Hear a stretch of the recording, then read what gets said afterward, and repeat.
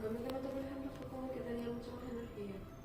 ¿Tenías más? Energía. Dices que desde la sesión ahora, ese jefe ya no lo tienes. Ahora tienes uno nuevo. Sí, ¿Y qué tal con el nuevo? Pues súper bien, la verdad. Súper, la verdad, porque se preocupa por mí, está pendiente de que las cosas me vayan bien, me siento valorada, apreciada, que hay un esfuerzo que yo hago y se ve.